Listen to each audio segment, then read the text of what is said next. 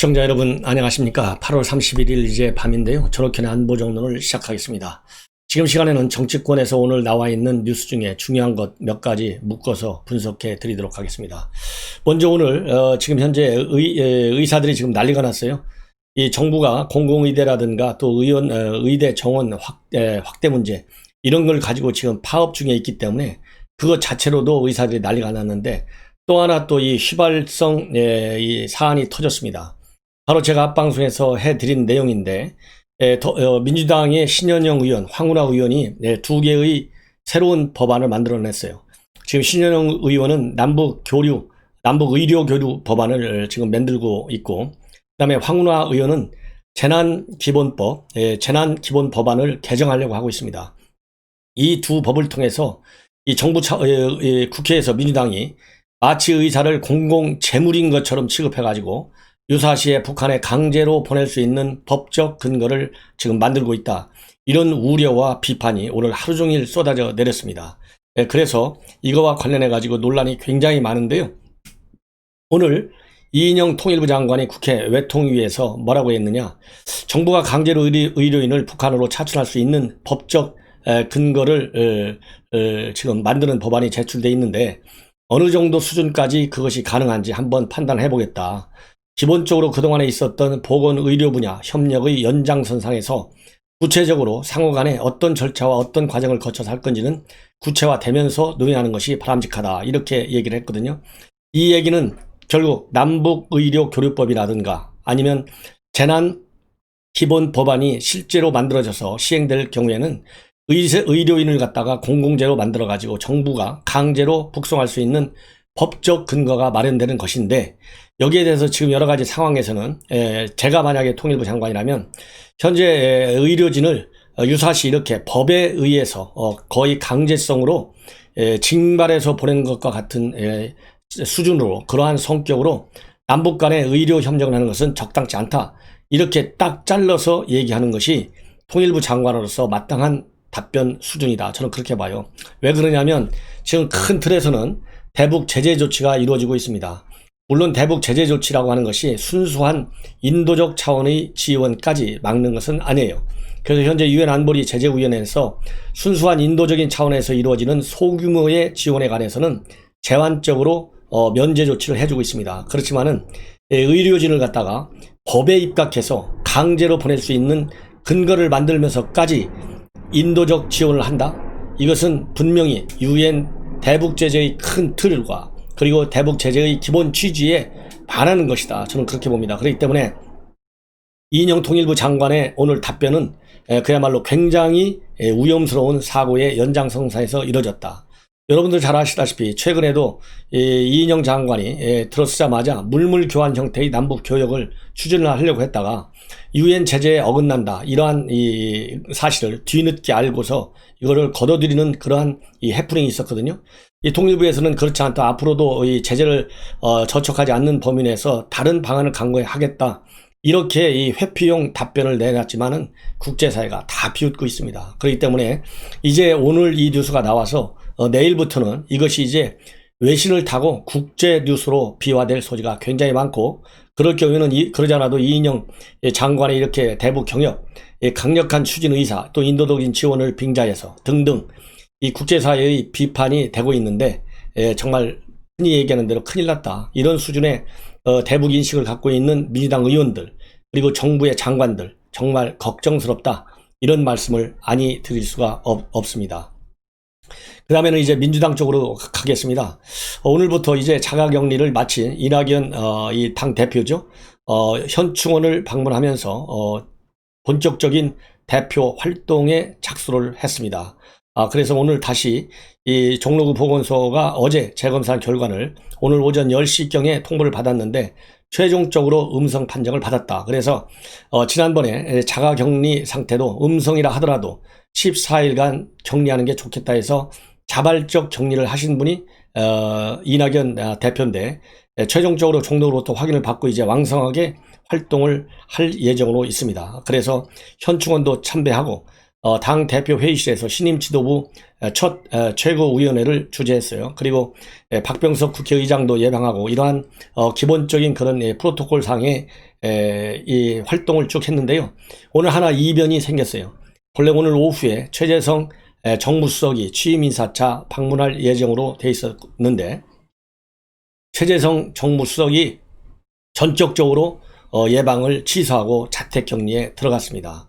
그 이유는 최재성 정무수석이 오늘 오전에 갑자기 발열 증세가 느껴져서 체온을 재어봤더니 정상 체온을 넘긴 것으로 그렇게 확인이 되어서 청와대가 자가 격리 조치를 취했다 이렇게 발표했습니다. 그래서 이 최재성 수석은 오늘 대통령 주재 수보회의 그리고 이 이낙연 당대표 예방 일정 이런 것을 모두 취소하고 자택에 격리 조치가 되었는데요. 여기서 중요한 것은 백악관 같은 데서도 경호요원이 이 코로나 확진이 돼가지고 트럼프 대통령 비상이 걸린 적이 있지 않습니까? 그렇기 때문에 최재성 수석은 오늘 발열 조치가 나왔지만은 결국은 이게 잠복기가 있었던 건 아니라 무증상 코로나 환자 가능성을 우리가 짚어봐야 될 것 아니겠습니까?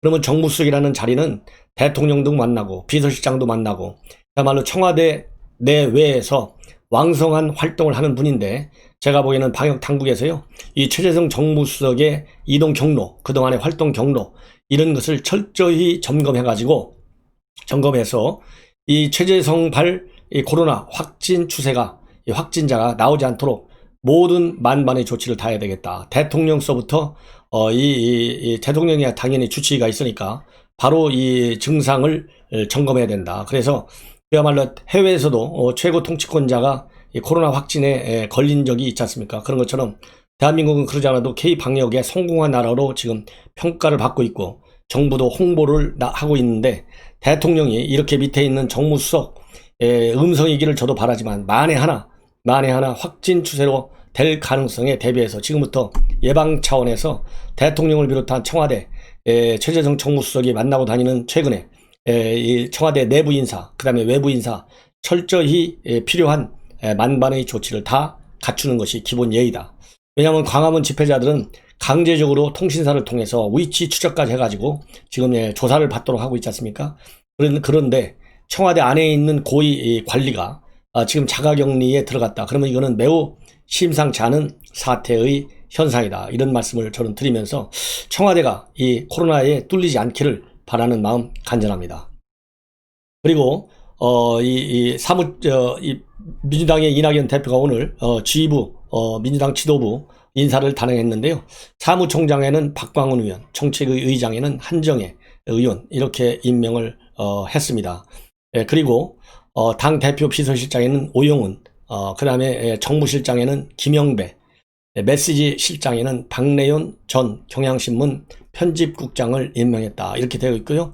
오늘 청와대 비서관급 인사가 있었는데 이 중에 가장 핵심이 정무비서관의 배재정 전 의원인데 배재정 전 의원의 경우에는 문재인 대통령으로부터 부산 지역구를 물려받아서 이낙연 총리 시절에는 비서실장까지 한 그야말로 문재인 대통령과 이낙연 대표의 최고 신복 중에 한 사람이 정무비서관에 앉아있다. 그래서 최재성 정무수석과 그 다음에 이 배재정 정무비서관 모두 친문 핵심의 핵심이기 때문에 이 앞으로 배재정 비서관의 역할이 기대된다. 이런 평가가 나오고 있다는 말씀을 드리고 싶습니다. 그리고 이번에 이제 당 대표 선거에서 김부겸과 박주민 두 분이 똑같이 졌다고 하는 측면에서는 손익계산서가 차이가 나지 않지만 그 내면을 보면 이 김부겸 의원의 경우, 전 의원의 경우는 조금 박주민보다 더 손해를 많이 봤다. 그 이유는 여러 가지가 이제 측면에서 분석이 되지만 결국 이 김부겸 의원의 경우에는 대의원 투표에서는 29.29로 이 박주민 의원보다 13.5%를 받았는데 16% 정도 높이 받았어요. 그렇지만은 권리당원 지지율, 국민과 당원 여론조사에서는 꼴찌였다고 합니다. 그래서 대의원 투표 가중치가 높아서 최종 득표율에서는 박 의원보다 4%포인트가 포인트도 되지 않았지만은 사실상 일찍부터 이 대표 출마를 선언해서 이 대선에도 참여하지 않겠다 이러면서 이 승부수를 걸었는데 별 생각보다 지지율을 확보하지 못했다. 그래서 좀 손해를 많이 본 것이 아니냐 이런 평가가 나오고 있다. 그렇지만은 어떻든 지역주의 타파를 위해서 몸을 던진 그런 측면에서 이 김부겸 전 의원에 대한 평가가 이번 꼭 당대표 선거의 당락만을 두고 지지율만을 보고 평가하기에는 시기상조다. 이런 말씀을 드리고 싶습니다. 그리고 마지막으로 이제 하나만 더 덧붙인다면 현직 부장판사가 여당에서 즉 이원욱 의원이 이건 하고 있는데요. 지난번에 광화문 집회를 허가한 판사의 이름을 넣어서 박형순 금지법을 만들고 있어요. 그래서 이 박형순 금지법은 우연이다.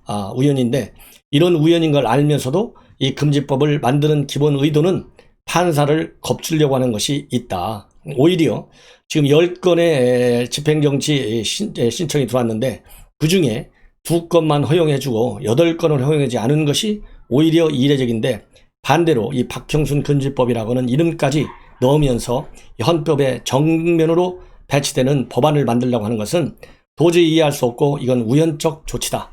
이렇게 얘기를 하고 있고요. 판사에 대해서 이 판사 새끼 이래서 판세라고 했거든요. 이거와 관련해서도 정말 국회의원의 품위에 위상에 맞지 않는 용어상어다.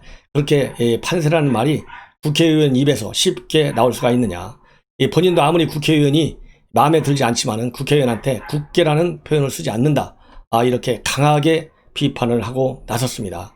그러면서 이 행정부에서는 8월 17일을 임시 휴일로 만들고 그리고 소비 촉진 쿠폰까지 발행해 준 것이 행정부 조치인데 판사가 어떻게 그렇게까지 행정부 차원에서도 코로나 확진을 전혀 예상치 못한 것이 행정부인데 일개 판사가 어떻게 8월 15일 집회 2개 정도 허용했다고 해서 그게 확진으로 연결될 것이라고 어떻게 예상을 하겠느냐.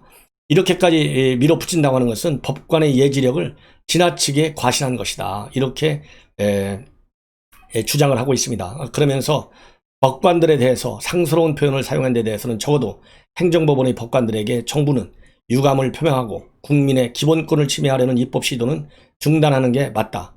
법률에 미운 판사 이름 덧붙이는 게 도대체 무슨 의미가 있겠냐.